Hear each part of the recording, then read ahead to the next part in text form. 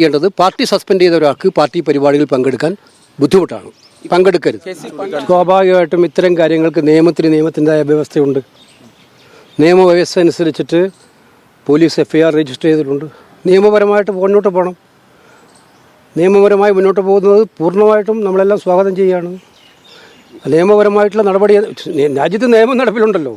ആ നിയമം അനുസരിച്ചിട്ട് ഇത്തരം കാര്യങ്ങൾക്ക് പരാതി വന്നാൽ എടുക്കുന്ന നിയമത്തിൻ്റെ വഴിയിൽ തന്നെ പോട്ടെ.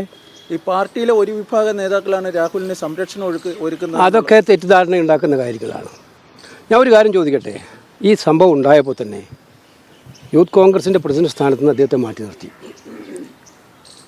പാർട്ടിയിൽ നിന്നും സസ്പെൻഷൻ എന്ന് പറഞ്ഞാൽ പാർട്ടിയുടെ ഏറ്റവും കടുത്ത നടപടിയാണ്.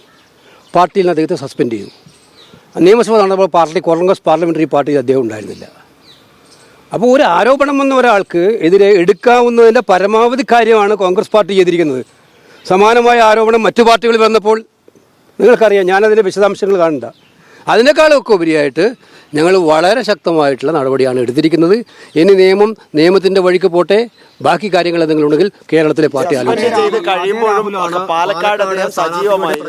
അല്ല, അതൊക്കെ ഞാൻ പറഞ്ഞല്ലോ കൃത്യമായിട്ടും. കഴിഞ്ഞ ദിവസം വയനാട്ടിൽ ഞാൻ പറഞ്ഞിട്ടുണ്ടായിരുന്നു. ഒരു പ്രശ്നം തന്നെ നിരന്തരമായി ചോദിച്ചുകൊണ്ടിരുന്ന മാറി പറയാൻ പറ്റില്ല. അക്കാര്യത്തിൽ ഞാൻ പറഞ്ഞു, അത് പശ്ചാത്തലത്തിലെ കാര്യം പറഞ്ഞ നിയമത്തിൻ്റെ വഴി. അക്കാര്യത്തിൽ പ്രാദേശിക പാർട്ടി നേതൃത്വമാണ് ചെയ്യേണ്ടത്. പാർട്ടി സസ്പെൻഡ് ചെയ്ത ഒരാൾക്ക് പാർട്ടി പരിപാടികളിൽ പങ്കെടുക്കാൻ ബുദ്ധിമുട്ടാണ്. പങ്കെടുക്കരുത്. ഓക്കെ, ഇത്രയേ ഉള്ളൂ. ആരോപണം മാത്രമായിരുന്നു ഉണ്ടായിരുന്നത്.